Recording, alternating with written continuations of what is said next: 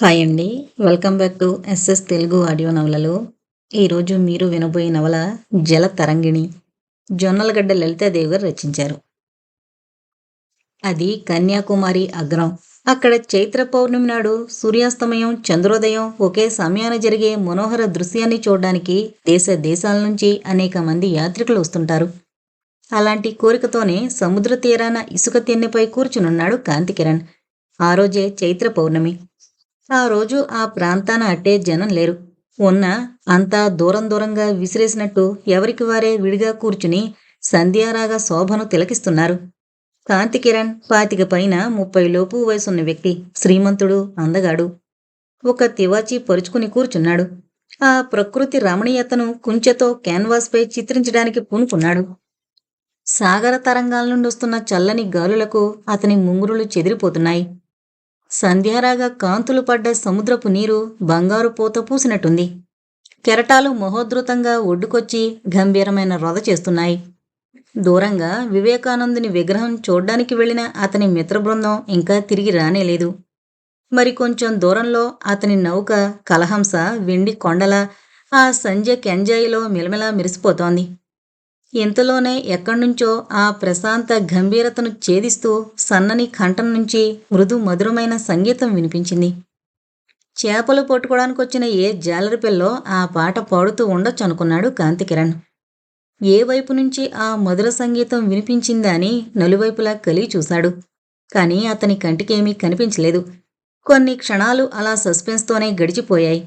ఇంతలో దివి నుండి భూకి దిగివచ్చిన పారిజాతంలా, పైనుంచి కిందకి జారిపడిన మెరుపు తీగల ఒక చిన్న నావను నడుపుతూ ఓ 20 నిండిన యువతి, కాదు అతిలోక సౌందర్యవతి అటొచ్చింది. అందం, యవ్వనం మిసమిసలాడిస్తున్న ఆమెను చూసేసరికి మతిపోయినట్లయింది కాంతికిరణ్కి. ఆమె అందం అతని తొలి చూపులోనే సంభ్రమాచర్యాలను గురిచేసింది. అతనికి యవ్వనం అంకురించిన దగ్గర్నుంచి అతను భారతదేశంలోని అన్ని ప్రధాన నగరాలు, ముఖ్యంగా మద్రాసు, ఢిల్లీ, బెంగుళూరు, బొంబాయి, కలకత్తా వంటి సమాజాల మధ్య తిరుగుతున్నాడు. అనేక మంది చదువుకున్న యువతులతో, సౌందర్యవతులతో, విలాసవతులతో అతనికి పరిచయం ఉంది. కానీ ఎక్కడా ఇంత చక్కని చుక్క అతనికి కనిపించలేదు. తను ఎరుగున్నంతలో ఎవరి ముఖంలోనూ ఇంతటి తాజాదనం కనిపించలేదు. దానికి తగినట్టే అప్పుడే వికసించి లోకంకేసి దృష్టి సారించే గులాబీ పుష్పంలా గులాబీ రంగు చీర కట్టుకుంది. అదే రంగు జాకెట్ తొడుక్కుంది. జడలో మందార పూలు పెట్టుకుంది. మెడలో ముత్యాల దండ వేసుకుంది. ఒక చేతికి ఒకే ఒక జత గాజులు, ఎడమ చేతికి రిస్టువాచి పెట్టుకుంది. ఎవరి సౌందర్యదేవత ఇలాంటి అసాధారణ సౌందర్యవతి ఈ సముద్ర తీరంలో సాయం సంధ్యా సమయాన ఎక్కడ్నుంచొచ్చింది? దివిలో విరిసి విహారంగా వచ్చిన దేవకాంత, లేక కేరళ దేశాన్ని పరిపాలించే ఏ మహారాజు పుత్రిక అయి ఉంటుందా? అలా రాజకన్య అయితే ఇలా అతి సామాన్యమైన కొయ్య పడవలో ప్రయాణమేమిటి అని కాంతికిరణ్ కొన్ని నిమిషాల పాటు రెప్పవేయడం మరిచిపోయి ఆమెనే సంభ్రమాచర్యాలతో తిలకించసాగాడు. ఆమె ఆ పడవలోంచి కిందకు దిగింది.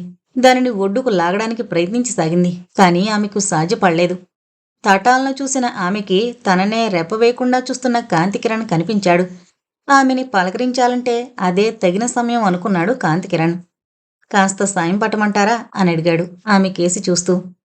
ఆమె అతని వంక ఆశ్చర్యంగా చూసింది. ఆమె పెదవుల మీద సన్నని చిరునవ్వు విరిసింది. తన తెలుగు భాష ఆమెకు అర్థం కాలేదేమో అనుకున్నాడు కాంతికిరణ్. కెన్ ఐ హెల్ప్ యూ అని అడిగాడు ఇంగ్లీష్లో. ఈసారి కూడా ఆమె నుంచి చిరునవ్వే జవాబయింది. కానీ మౌనం మాత్రం విడిచిపెట్టలేదు. ఇంగ్లీషు తెలుగు రాని మలయాళ భామిని అయ్యుంటుంది అనుకున్నాడు. ఆ మలయాళం తనకి రాదు. అందుకని సంజ్ఞ చేయడం మంచిదనుకుని పడవని ఒడ్డుకు చేర్చడానికి సాయం పట్నా అని సంజ్ఞ చేశాడు. ఈ తడవ ఆమె కిలకిలా నవ్వింది. 1000 కోయిలలు కూ అని ఒకేసారి కూసినా అంత మధురంగా ఉండదు. తను అడిగిన దాంట్లో తప్పేముందా అన్నట్లు త్రొట్టుపడ్డాడు కిరణ్. అది గమనించిందామె. నాకు మీ తెలుగు వచ్చు, ఇంగ్లీష్ వచ్చు, అరవము వచ్చు, మలయాళం కూడా వచ్చు అని ఆగి, రండి కొంచెం సాయం పట్టండి అంది మెల్లగా. కాంతికిరణ్ సాయంతో అక్కడే ఉన్న ఒక పెద్ద పడవ లంగరుకు నావకున్న గొలుసును తగిలించి తీరానికొచ్చింది. అతను కూర్చున్న తివాచి, రంగులు, కుంచెలు, క్యాన్వాసు అన్నీ కనిపించాయి. ఏం క్యాన్వాసు ఖాళీగా ఉంది, ఇంకా ఏ బొమ్మ గీలేదా అని అడిగింది వింతగా. లేదు, ఇక్కడి సూర్యాస్తమయాన్ని, చంద్రాస్తమయాన్ని చూడాలని, ఆ శోభను క్యాన్వాస్ మీద చిత్రించాలని అనుకున్నాను.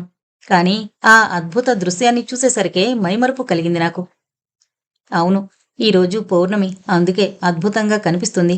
సూర్యుడు అస్తమించడం, చంద్రుడు ఉదయించడం ఒకేమారు జరుగుతాయి అంటూ చేతులు జోడించి కళ్ళు మూసుకుంది.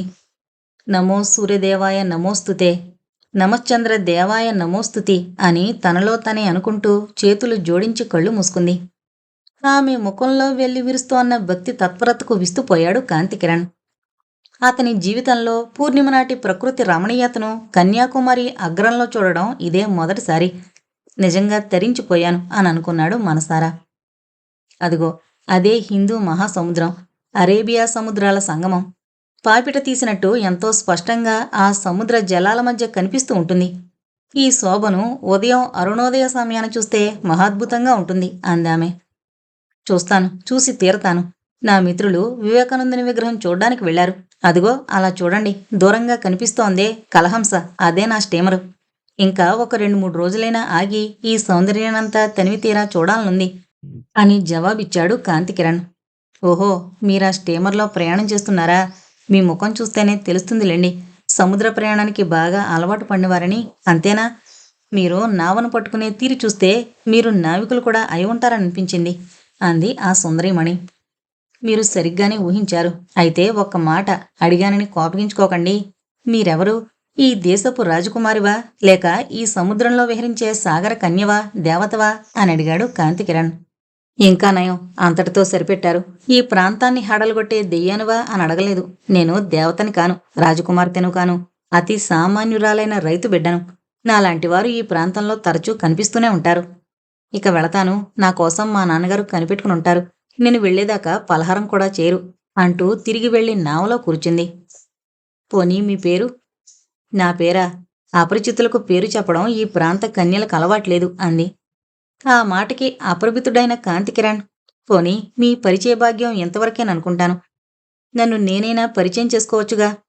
నా పేరు కాంతికిరణ్. మా నాన్నగారు ప్రముఖ వ్యాపారవేత్త. అన్ని నగరాల్లోనూ మాకు మిల్లులున్నాయి.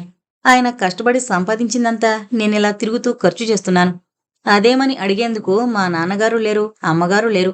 నేను వ్యాపారాలు చూసుకుంటూ అప్పుడప్పుడు ఇలా ఓ 1 నెల రోజుల విశ్రాంతి కోసం స్వంత స్టీమర్ మీద తిరుగుతూ ఉంటాను.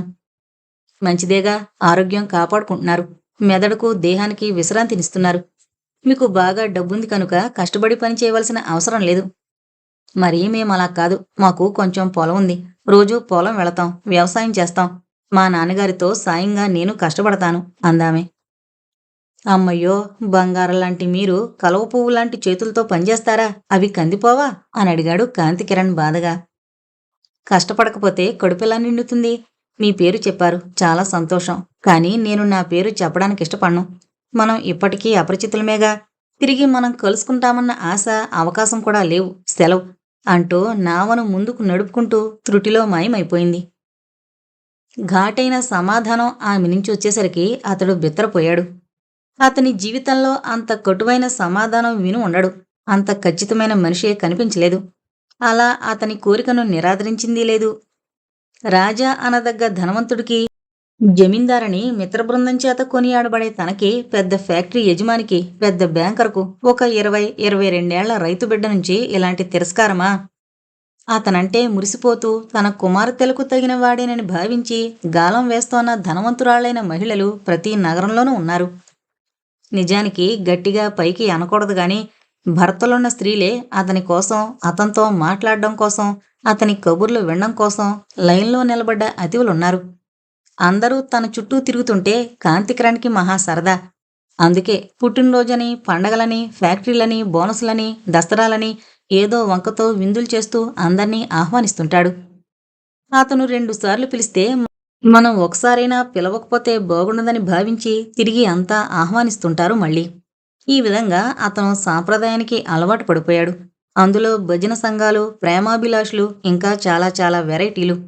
మొత్తం మీద ఎలా చూసినా అతనిపై వలలు విసరడానికి, తమ వాడిని చేసుకోవడానికే ఎక్కువ తాపత్రయం కనబడుతుంది. అలాంటి కాంతికిరణ్ ఇలాంటి తిరస్కారాన్ని ఎదుర్కోవడం ఒక కొత్త అనుభవం. నేనడిగిన ప్రశ్నలో తప్పే ఉంది? పేరు చెప్పమన్నంత మాత్రాన తప్పేమన్నా ఉందా? కాస్త పేరు చెప్పి వెళితే ముత్యాలు రాలిపోతాయా నోట్లోంచి అనుకున్నాడు. అప్పుడే వెన్నెల నలువైపులా వ్యాపించింది. వివేకానందుని గుట్టకు వెళ్లిన మిత్రులంతా రానేలేదు. ఇంతకీ వీళ్ళు ఎప్పుడు తిరిగొస్తారో అనుకున్నాడు నాలుగు వైపులా కలి చూస్తూ. వెన్నెల వెలుగులో సముద్రం పాల సముద్రంలా మెరుస్తోంది. సుధాకరుని చూసిన సాగరోర్మికలు సంతోషంతో పైకి ఎగసిపడుతున్నాయి. సిగరెట్ కాలుస్తూ కాంతికిరణ్ కెరటాల వంక చూశాడు. అప్పటికీ అతని మనోవీధిన ఆ సుందరి రూపమే కనిపిస్తోంది. అతని చెవుల్లో ఆమె పలుకులే ప్రతిధ్వనిస్తున్నాయి. ఎంత వెటకారం, ఎంత ధిక్కారం, ఎంత గర్వం! అయినా అందులోనూ ఎంత అందం! అబ్బా, మరిచిపోదామనుకున్నా మరుపు రాలేదు కదూ ఆ దివ్యమంగళ విగ్రహం అని ఆలోచించసాగాడు. అసలు ఆ సీజన్లో కాంతికిరణ్ మద్రాసులో ఉంటాడు. పనుల ఒత్తిడి వల్ల అలసిపోయాడు.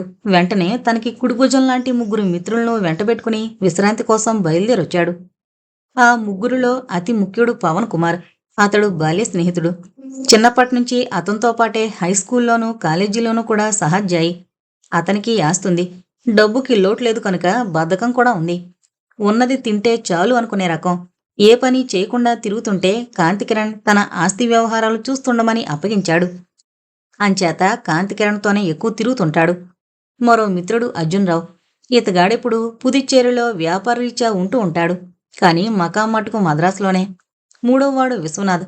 మద్రాసులో కాంతికిరణ్ ఇంటి పక్కనే ఇతని ఇల్లు కూడా.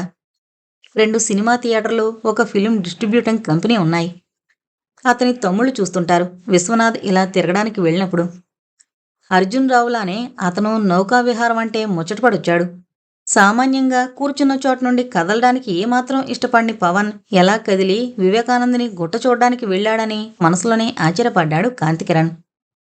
తనతో కొద్ది క్షణాలే మాట్లాడిన ఆ సుందరీమణి వెళ్ళిపోయాక అక్కడ ప్రకృతి రమణీయకతను కోల్పోయినట్టు ఫీల్ అయ్యాడతను. ఆమె సమక్షంలో కళకళ్లాడిన ఆ పరిసరాలు ఇప్పుడు నిస్తేజంగా కనిపించాయి కాంతికిరణ్కి. బహుశా నా మాటలు ఆమెకి బాధ కలిగించాయేమో. ఆ చూపులో ఎంత తిరస్కారం, ఎంత నిర్లక్ష్యం! తను సామాన్యురాలైన రైతు బిడ్డనంది. కాని అలా కాక నేను చతుర్దశ భువనాలకు అధిష్టాన దేవతనని చెప్పినా తను నమ్ముండేవాడు. ఆమన్నట్లు నిజంగా రైతు బిడ్డ అయ్యుండదు. కూలిన కుటుంబానికి చెందిందే అయి ఉంటుంది. లేకపోతే ఆ టీవీ, ఆ హుందాతనం, ఆ అందం, ఆ సౌకుమార్యం ఎక్కడ్నుంచొస్తాయి? తన కలహంస కెప్టెన్ జ్వాలాసింగ్కు తెలుసుండొచ్చు. అతడి ప్రాంతం వాడే కనుక అతన్నడగాలి. ఈలోగా ఆమెలా ముందుకే వెళ్ళింది కనుక ఎక్కడికి వెళ్ళుంటుందో ఒకసారి చూస్తే తెలుస్తుంది. ఆ మాట అతనికి తట్టగానే ఆ కాన్వాసు, రంగులు పెట్టే అన్నీ వదిలి ఆమె నావ వెళ్ళిన వైపు ముందుకు వెళ్ళాడు. అలా అతను 2 మైళ్ళు నడిచాక కొంచెం దూరంలో ఆమె పయనిస్తున్న నావ కనిపించింది. ఆమె మట్టుకు వెనక్కి తిరిగి చూడలేదు. చూస్తూ ఉండగానే ఆ నావ ఎడంవైపు తిరిగింది. అక్కడ సముద్రం ఒక సన్నని పాయిలా 100 గజాల దూరం అటు చొచ్చుకుపోయింది. అక్కడకు చేరుకున్నాడు కాంతికిరణ్. నావ అక్కడే ఉంది. కాంతికిరణ్ ఇసుక బయలు చుట్టూ తిరిగి ఆ నావ దగ్గరకు వెళ్ళాడు. అక్కడ్నుంచి ఒక సన్నని కాలిబాట కనిపించింది. అలా ఒక 200 మీటర్లు దూరం వెళ్ళాడు. ఆ బాటకి ఇరుపక్కల కొబ్బరి తోటలున్నాయి. ఆ దారినే మరో 400 మీటర్ల దూరం వరకు వెళ్ళిపోయాడు. ఆమె చాలా దూరంలో ఉంది. ఆ వెన్నెల వెలుగులో ఒక తారకలా మెరుస్తోన్న ఆమె త్రుటిలో మాయమైంది. కాంతికిరణ్ ఇంకా ముందుకు వెళ్ళగా పెద్ద ప్రహరీ గోడ కనిపించింది. ఒకచోట ఇనుప తలుపులున్న పెద్ద ద్వారం కనిపించింది. ఆ తలుపులు మూయబడున్నాయి. కాంతికిరణ్ ఒకసారి దాని కేసి చూసి ఆమె నివసించే భవనం అదే అయ్యుండాలనుకున్నాడు. తలుపు తోశాడు. అవి రాలేదు. మరింత బలంగా తోశాడు. ఈసారి కొంచెం వెనక్కి జరిగాయి తలుపులు. మెల్లగా లోపలకు ప్రవేశించాడు. బయట వెన్నెలగా ఉన్నా అక్కడ దట్టంగా ఉన్న చెట్ల మూలంగా వెన్నెల ప్రసరించక చీకటిగా ఉంది. ఆ ప్రాంతమంతా నిర్జనంగా అతి నిశ్శబ్దంగా ఉంది. కొంచెం ముందుకు వెళ్ళాడు. అక్కడ ఒక అవుట్ హౌస్ కనిపించింది. కాంతికిరణ్ అక్కడికి వెళ్ళాడు. ఒక గూడు, ఆ గూడులో చిన్న హరికేన్ లాంతరు. ఆ లాంతరు వెలుగులో ముందుకు నడిచాడు. ఒక పక్క సమాధి కనిపించింది. ఆ సమాధిపైనున్న అక్షరాలను లాంతరు తెచ్చి ఆ దీపకాంతిలో చదివాడు. నీహారిక అనుంది. నీహారిక? ఎవరి నీహారిక అనుకున్నాడు వింతగా. ఇంతలో రయ్యమంటూ గాలి వీచింది. ఆ దీపం కాస్త ఆరిపోయింది. కాంతికిరణ్ ఒళ్ళు జలదరించింది. ఆ లాంతర్ను తిరిగి గూట్లో పెట్టి ఇక అక్కడ్నుంచి వెళ్ళిపోవడమే మంచిది అని అనుకుంటూ వెనుతిరగబోయిన సమయంలో హహా అంటూ పెద్ద నవ్వు వినిపించింది. అతి ధైర్యశాలి అయిన కాంతికిరణ్ గుండె క్షణం దడదళ్లాడింది. అబ్బా, ఎవరిదా వికృతమైన నవ్వు అనుకున్నాడు. తన మనసును ఒక్క క్షణంలో అపహరించిన సుందరిని చూడొస్తే తనకు సమాధి ఎదురైంది. ఎదుట పెద్ద భవనం కనిపిస్తోంది. ధైర్యం చేసి ముందుకు వెళ్ళాడు. ఆ భవనం గోడల నిండా రంగురంగుల బొమ్మలు కూడా ఉన్నాయి.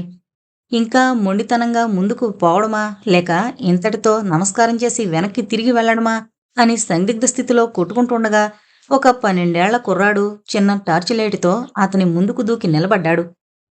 అతను చూడబోతే గూనితో మరుగుజ్జులా ఉన్నాడు. అతని రూపాన్ని చూసి కాంతికిరణ్ నిర్ఘాంతపోయాడు. అతను మలయాళ భాషలో ఏదో అన్నాడు. చూడు బాబూ, నీ మలయాళ భాష నాకర్థం కాదు. నేను దారి తప్పి ఇటొచ్చాను. నా మీద కోపగించుకోకు, వెళ్ళిపోతాను అన్నాడు కాంతికిరణ్. ఆ మరుగుజ్జు మళ్ళీ హహా అంటూ వికృతంగా నవ్వి, దారి తప్పొచ్చావా? ఏం కోతలకొస్తున్నావయ్యా? నాకు తెలీదనుకోకు. నువ్వు రావాలని వచ్చావు. ఈ వనంలో విరబూసిన గులాబీ పువ్వును తీసుకుపోవడానికొచ్చావు. నిన్ను దేవతలు పంపించారు అన్నాడు స్వచ్ఛమైన తెలుగు భాషలో. ఆ మాటకి కాంతికిరణ్ చకితుడయ్యాడు. నన్ను దేవతలు పంపలేదు, దెయ్యాలు పంపలేదు. నేను గులాబీ పువ్వును కోసుకుపోవడానికి రాలేదు. నువ్వు నా గురించి తప్పుగా అంచనా వేశావు. నన్ను క్షమించు, నేను వెళ్ళిపోతాను అన్నాడు కాంతికిరణ్. క్షమించాలా? అందులో నేను? అందర్నీ క్షమించేవాడు పరమాత్మ ఒక్కడే. నేను చెబుతున్నానుగా, మీరు ఎక్కడికి వెళ్లరు, ఇక్కడే ఉంటారు. ఈ అడవి మల్లెను తీసుకుపోతారు. తీసుకుపోయి ఈ శంభుకి హాని చేయరుగా. నీ పేరు శంభునా? చూడు బాబూ, నేను నీకే కాదు, ప్రపంచంలో ఎవరికీ కూడా హాని చేసేవాణ్ణి కాదు. నన్ను నమ్ము. నేను వెళ్ళి నా స్నేహితులను కలుసుకోవాలి. వెళ్ళిపోతాను. మీ స్నేహితులా? మీరు స్టీమర్లో వచ్చారు కదూ. మీరు బాగా డబ్బున్నవారు. ఆ స్టీమర్ మీదేనా? అవును. నువ్విక్కడే ఉంటావా? నీహారిక ఎవరు? నీహారిక సంగతి మీకెందుకు? ఆమె ఏనాడో చనిపోయింది. ఆ సమాధి ఆమెదే. ఇప్పుడు బ్రతుకుంది ఆమె కుమార్తె. ఆమెను కనుక మీరు తీసుకుపోయిన మరుక్షణంలోనే నాకు చావు తప్పదు. మీకు నేను చావాలనుంటే చెప్పండి అన్నాడు శంభు ఆవేశంగా. ఛ, అవేం మాటలు? నువ్వు చావాలనుకుంటానా నేను? మరైతే మీరు వెళ్ళిపోండి. నన్నిలా బ్రతకనియండి. కాంతికిరణ్ మళ్ళీ మాట్లాడలేదు. మెల్లగా అడుగులో అడుగు వేసుకుంటూ బయటకొచ్చేశాడు. నీహారిక మరణించింది.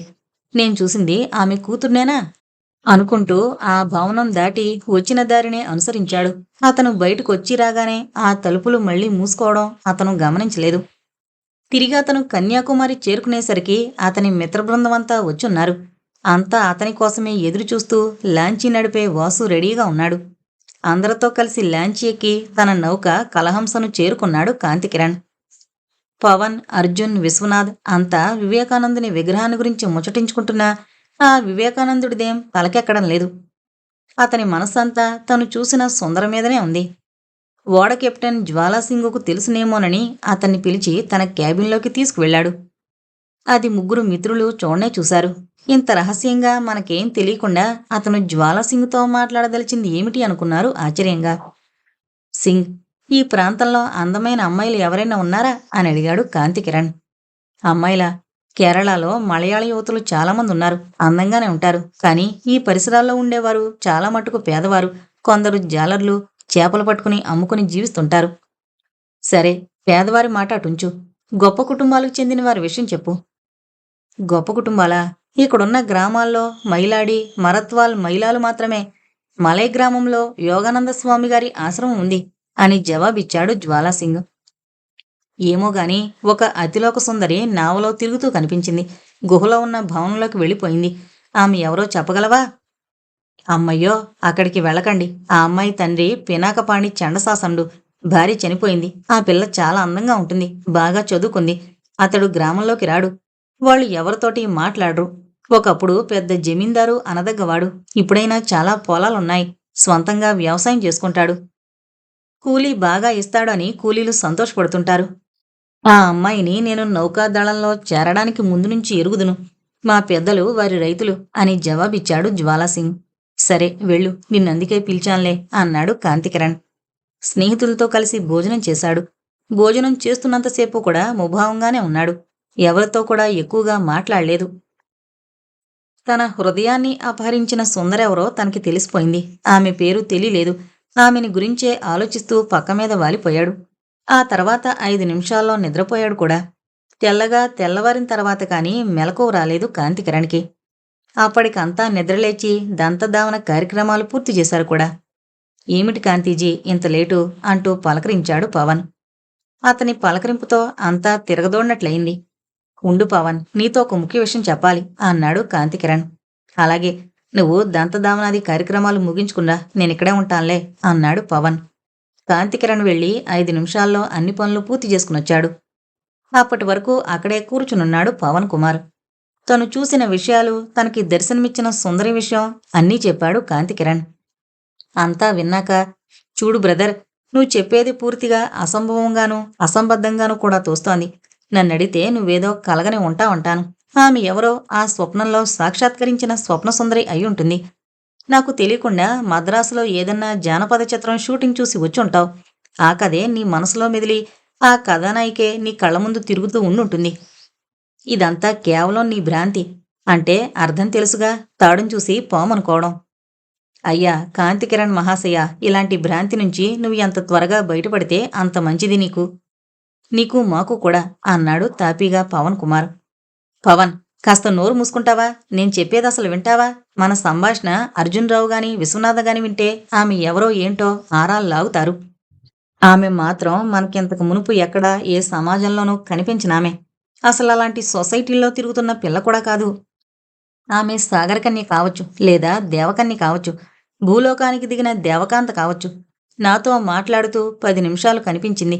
ఆ రూపం, ఆ మాటలు నేనెప్పటికీ మరిచిపోలేను అన్నాడు కాంతికిరణ్. శాబాష్, పిచ్చి ముదిరింది. తలకి రోకలు చుట్టమన్నాడట వెనకటికెవరో. ఈ మాటలు నా దగ్గరంటే అన్నావు కానీ జస్టిస్ రామనాథం భార్య నాగసుందర దగ్గర అనకు. వెంటనే ఆత్మహత్య చేసుకుంటుంది. అసలే ఆమె గారు నిన్ను పెళ్లాడాలన్న తమకంతో రామనాథం గారికి విడాకులిచ్చే ప్రయత్నంలో ఉంది. అయితే ఆ పని ఆవిడ చేయించక్కర్లేదన్నమాటేగా. ఆ పిల్లనెవరినో చూసావు, సాగర కన్య అని దేవకన్య అని పొగుడుతున్నావు. చివరకు ఈ లవ్ ఎట్ ఫస్ట్ సైట్ వ్యవహారం ఎలా పరిణమిస్తుందో నీకు నాకు కాదు కదా, సృష్టించిన బ్రహ్మదేవుడు కూడా తెలియదనుకుంటాను అన్నాడు పవన్ నుదురు కొట్టుకుంటూ. ఇదిగో పవన్, నువ్వు మరీ అతిగా ఆలోచించకు. నాకు ఆమె ఎవరో తెలుసుకోవాలన్న కుతూహలం మాత్రమే గాని మరేం లేదని స్పష్టం చేస్తున్నాను. అక్కడికి వెళ్లే దారి నాకు తెలుసు. కాఫీ తాగి మనం ముందు యోగానంద స్వాముల వారిని దర్శించాలి. ఆయన ఆశ్రమానికి వెళ్ళి. ఆ స్వాముల వారు మనల్ని 2 సార్లు కలుసుకున్నారు. మనం ఒకసారి మర్యాదకైనా చూసి రావాలి. అర్జున్ రావుని విశ్వనాథ్ని కూడా వెంటబెట్టుకుని వెళదాం. వాళ్ళిద్దరినీ ఆశ్రమంలో కాసేపు ఉండమని మనిద్దరం నావలో ఆమెను చూడ్డానికి వెళదాం. ఏమంటావ్ అని అడిగాడు కాంతికిరణ్. డియర్ ఫ్రెండ్, నీతో స్వర్గానికి రమ్మన్నా వస్తాను. అలాంటిది అమ్మాయిని చూడ్డానికి రమ్మంటే రానా? అయితే ఆమెదంతా ఇక్కడ ప్రైవేట్ ఆస్తిగా భావించబడుతోంది. అలాంటి అమ్మాయి నివాస భవనానికి వెళ్ళి మనిద్దరం మెత్తగా తన్నులు తినడమో, దయతలిచి తన్నకుండా చివాట్లతో సరిపెట్టడమో వారు చేయకుండా ఉంటారన్న ధైర్యం నీకుంటే అలాగే వస్తాను. ఇద్దరం వెళ్ళొద్దాం అన్నాడు పవన్ కుమార్ నవ్వుతూ. కాంతికిరణ్, అతని మిత్రుడు పవన్ కుమార్ కలహంస నౌకలోని భోజనశాలలోకి వెళ్లి డైనింగ్ టేబుల్ దగ్గర కూర్చున్నారు.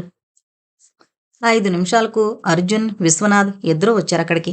అర్జున్ రావు 6 అడుగుల మనిషి, బాగా కాలిపొడుగు మనిషి. తనకింత పొడుగు కాళ్ళు ఉన్నాయేంటి అని తనలో తనే అనుకుంటూ ఉంటాడు. విశ్వనాథ్ కొంచెం పొట్టివాడు. ఆ పొట్టి మీద కొంచెం లావుగా కూడా కనిపిస్తుంటాడు. వయసులోనే ఉన్న తల వెంట్రుకలు నిరుస్తున్నాయని తెగ బాధపడిపోతూ ఉంటాడు. అలా ఉన్న ముఖంలో మంచి కళంది. అర్జున్ రావు పుదుచ్చేరిలో వ్యాపారరీత్యా ఉంటూ ఉంటాడు కనుక ఫ్రెంచి బాగా మాట్లాడతాడు. అందరి ముందు ఇడ్లీ ప్లేట్లున్నాయి. ఈరోజు మన కార్యక్రమం ఏమిటి అని అడిగాడు కాంతికిరణ్ ప్లేటు ముందుకు లాక్కుంటూ. మనం సిలోన్ వెళ్ళొద్దాం అన్నాడు టపీమని అందుకుంటూ అర్జున్ రావు.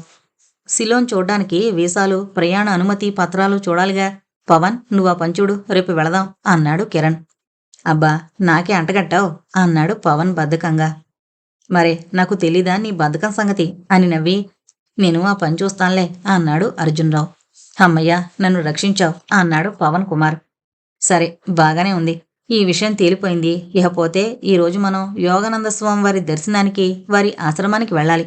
మీరిద్దరూ ఆయనతో అక్కడ మాట్లాడుతుంటే నేను పవన్ అలా పని మీద వెళ్ళి 1 గంట, గంటన్నరలో వస్తాం అన్నాడు కాంతికిరణ్. చంపవు పో. ఆ గంట, గంటన్నర సమయంలో తన వేదాంత సారాన్నంతా మా నెత్తిన రుద్ది చావుగట్టి చెవులు మోస్తాడేమో ఆ స్వామిగారు. నాకసలు వేదాంతం అంటేనే ఒళ్ళు మంట అన్నాడు విశ్వనాథ్. సరే, మన మిత్రుడి కోసం ఆ మాత్రం త్యాగం చేయకపోతే ఎలాగా?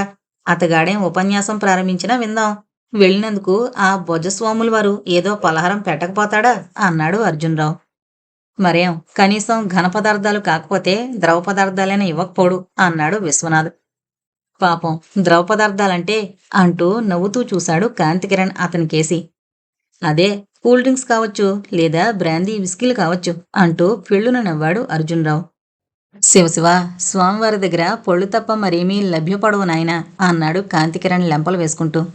పోన్లే, అంతటితో సరిపెట్టుకుందాం అన్నట్టు మనం దర్శించేది స్వాముల వారిని కదా, ఓ 4 యాపిల్స్ అయినా పట్టుకు వెళదాం అన్నాడు విశ్వనాథ్. వద్దులే నాయనా, పాములు తినే స్వామివారికి పచ్చగడ్డి పలహారమని డజన్ల కొద్దీ భక్షించే ఆయనకి 4 పళ్ళు ఏ మూలకి అన్నాడు పవన్ కుమార్. టిఫిన్లు తినడం పూర్తయింది. కాఫీలు తాగి అంతా బయటకొచ్చేశారు. నావలో అంతా మలై గ్రామంలోని యోగానంద స్వామివారి ఆశ్రమానికి బయలుదేరారు. స్వామి యోగానందుల వారు తన ఆశ్రమంలోని వీధి వసారాలో కూర్చుని గ్లాసు నిండా బత్తాయి పళ్ళ రసం తాగుతున్నాడు. యోగానంద స్వామికి 50 ఏళ్లుంటాయి. బాగా స్థూలకాయుడు.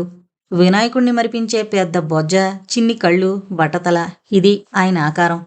వసారాలో చాపపరుచుకుని కూర్చున్నాడు. పక్కనే తులసి పూసల తావళం ఉంది. నుదుట విభూది రేఖలు, మధ్య గుండ్రని కుంకుమ బొట్టు. స్వామి మైసూరు ప్రాంతం వాడు. మైసూరుకు దూరంగా ఒక ఆశ్రమం ఎక్కడో ఉందట. వేసవిలో, వర్షాకాలంలో, శీతాకాలంలో స్వామివారికి అకస్మాత్తుగా జబ్బు చేస్తూ ఉంటుంది. శీతాకాలంలో సుస్థి చేస్తే ఎండలు బాగా ఉండే చోటుకు, వర్షాకాలంలో రుగ్మతొస్తే వర్షాలు లేని చోటుకు పర్యటన ప్రారంభిస్తాడు. ఈ పర్యటన వ్యయభారాన్నంతా భక్తులే భరిస్తుంటారు. ఈ మలయలో ఇంతకు మునుపు శంకరస్వామివారుండేవారు. స్వామి పూర్వాశ్రమంలోని తన తల్లిదండ్రులున్న ఊరు వెళ్లారు. తను తిరిగొచ్చే వరకు ఈ ఆశ్రమంలో ఉండి ఆశ్రమం, తోటలు, భూములను చూసుకోమని, దాని ఆదాయాన్ని ఆరగించమని, భక్తుల మధ్య మసులుకోమని యోగానంద స్వామికి ఆదేశించారు శంకరస్వామి. యోగానందుల వారికి బద్ధకం జాస్తి. వారానికి ఒక రోజు, అది శనివారం నాడు రాత్రి మాత్రమే భజన కార్యక్రమం ప్రారంభిస్తాడు యోగానంద స్వామి. ఆ భజనకి ఆ గ్రామస్తులంతా వస్తుంటారు. దేవుడి మీద భక్తి లేకపోయినా ప్రసాదం కోసం వచ్చేవారు కొందరు. కాలక్షేపంగా నలుగురు చేరే చోట ఏదో లోకాభిరామాయణం ప్రారంభించొచ్చని వస్తారు మరికొందరు. లోపల భజనలు జరుగుతున్నంతసేపు ఈ 2వ తరహా మనుషులంతా బయట కూర్చుని చుట్టకాలుస్తుంటారు. ప్రసాదం వేళకు లోపలికొచ్చి కూర్చుని శ్రీమద్ రమణ గోవిందో హరి అంటారు ఏకకంఠంతో. అక్కడ హాజరైన జనసమర్థాన్ని చూసి పరమానందభరితుడై భక్తి మీద చిన్న ఉపన్యాసం ప్రారంభిస్తుంటాడు. భక్తి, రక్తి, ముక్తి మానవుడికి విధిగా ఉండి తీరాలని చెబుతూ ఉంటాడు ఆ ప్రసంగంలో. చివరికి ఎవరు ఆనందించినా ఆనందించకపోయినా తన ప్రసంగానికి, తన కంఠానికి తనే పొంగిపోతూ ఉంటాడు. ఇది ఆ స్వామివారి కథ. స్వామి చేతిలో ఒక తావీదుంది. దానిమీద ఉర్దూలో ఏవో అక్షరాలున్నాయి. ఒక పక్క తమిళంలో నీహారిక అనుంది. ఆ ఉర్దూ అక్షరాలేమిటో యోగానంద స్వామికి తెలీదు. ఆయనకి ఉర్దూ బొత్తిగా రాదు కనుక ఆ అక్షరాల అర్థమేంటో తెలీదు. చిచ్చి, మంత్రాలు, తంత్రాలు, మాయలు, రక్షరేఖలు ఇవే వీళ్ళకి ప్రధానం కాబోలు. దేవుడి మీద నమ్మకం లేదు, భక్తి అంతకన్నా లేదు. కానీ మంత్రశక్తి గల ఈ రక్షరేఖలు కావాలన్నమాట. ఇలా క్షుద్రదేవతోపాసన చేసి ఏం పైకొస్తారు అని ఆగి పద్మ అని పిలిచాడు. పద్మ అతని దగ్గర పనిచేసే పరిచారిక. ఆమె వయసు దాదాపు 40 సంవత్సరాలు. చామనచాయి రంగు. ఆమె స్పెషాలిటీ ఏదైనా ఉంటే ఎప్పుడూ ముఖం ముటమట్లాడించుకుంటూ ఉండడమే. పద్మ అతనంటే చాలా భయభక్తులు కనబరుస్తుంది. ఏంటి స్వామీజీ అంటూ దగ్గరకొచ్చింది పద్మ. ఇదిగో దీన్ని చూసావా? అమ్మో, రక్షరేఖ స్వామి. మంత్రాలు, మాయలు కలిగిన అటువంటి తావీది మీకెందుకు? దాన్నిలా ఇవ్వండి, తీసుకుపోయి సముద్రంలో గిరాటేస్తాను అంది పద్మ.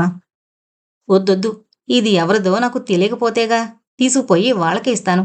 ఇలాంటివి పూజించడంలోనూ ధరించడంలోనూ గల అర్థాన్ని వివరించి బాగా బుద్ధి చెప్పి మరీ వస్తాను. దేవుణ్ణి నమ్మినా నమ్మకపోయినా ఇలాంటి మంత్రాలు నమ్మే అవివేకులు చాలామంది ఉన్నారు. అదిగో అటు చూడు, ఎవరో వస్తున్నట్టున్నారు అన్నాడు చెబుతుంది ఆపి. మరుక్షణంలో ఆ వస్తోంది ఎవరో కూడా గ్రహించి వాళ్లే ఆ ఓడలో వచ్చిన కుర్రాళ్ళు. అందులో జమీందారి బాబు కాంతికిరణ్ కూడా ఉన్నాడు. పద్మ, నువ్వు లోపలికి వెళ్ళి వాళ్ళ కోసం ఏదైనా పలహారం చెయ్యి అన్నాడు. పద్మ లోపలికి వెళ్ళిపోయింది. యోగానంద వారికి ఎదురొచ్చి రండి, మీకు నా స్వాగతం అంటూ మందహాసం చేశాడు యోగానంద స్వామి. స్వామీజీ నమస్కారం అంటూ ముందుకొచ్చాడు కాంతికిరణ్. పవన్, విశ్వనాథ్, అర్జున్రావు అంతా నమస్కారాలు చేశారు. వాళ్ళందర్నీ ఆశ్రమంలోకి తీసుకువెళ్లి హాల్లో కూర్చోబెట్టాడు చాపల మీద. అబ్బా, ఎంత ప్రశాంతంగా ఉంది. ఆశ్రమం చుట్టూ ఉన్న తోట నుంచి, సముద్రం మీద నుంచి ఎంత చల్లని గాలి వీస్తోంది. పట్నవాసం, కుళ్ళు కంపుతో నిమిత్తలేని ఈ జీవితం ఎంతో అదృష్టవంతులుగానే దొరకదు అన్నాడు కిరణ్ ముగ్ధుడైపోతూ. ఇందులో పెద్ద అదృష్టం ఏమీ లేదులేండి. ఏకాంతవాసం మా ధ్యానానికి సహాయకారి. సాయం సమయంలో ఎవరో ఒకరు వచ్చినప్పుడు భక్తిని గురించి బోధిస్తూ ఉంటాను అన్నాడు యోగానంద్. అలాగా? ఈ గ్రామంలోని వారంతా వస్తారా? ఆ! ఈ గ్రామంలో ఒక్క కుటుంబం వారు తప్ప అంతా వస్తూనే ఉంటారు. వారే పరమ నాస్తికులు, పచ్చి పాపాత్ములు అన్నాడు యోగానంద స్వామి విసుగ్గా. స్వామీజీ, నాలాంటి వాళ్లకు అప్పుడే భక్తి, ముక్తి దేనికిలెండి. నేనింకా భూమి మీద పుట్టినందుకు చేయాల్సిన ఘనకార్యాలు చాలా ఉన్నాయి అన్నాడు కాంతికిరణ్ నవ్వుతూ. మరే, నాకు మట్టుకు రక్తి కావాలి స్వామి కొంటిగా అన్నాడు విశ్వనాథ్. రక్తిలో కొంతకాలం జీవితంలో గడిచిన తర్వాత భక్తి దానికదే అలవాటవుతుంది. అది ఎప్పటికీ వృద్ధాప్య లక్షణాలు కనిపించేసరికి. అలా ఎప్పుడో ముసల్తనంలో కాక చిన్నతనం నుంచి దైవభక్తి కలిగుండడం, నైతికంగా మంచి నడవడిక కలిగుండడం మంచిది కదా అన్నాడు స్వామి. నిజమేలేండి అన్నాడు కాంతికిరణ్. స్వామి, నాదొక సందేహం. భగవంతుడికి అర్జున్ రావు లాంటి పొడగొరలంటే ఇష్టమా, లేక నాలాంటి పొట్టివాళ్లంటే ఇష్టమా అని అడిగాడు విశ్వనాథ్ నవ్వుతూ. స్వామి స్థూలకాయుడు. తనని ఆక్షేపిస్తున్నారని ఎక్కడ బాధపడతాడో అనుకున్నాడు కాంతికిరణ్ కంగారుగా. అందుకే ఊరుకోర విశ్వం అన్నాడు.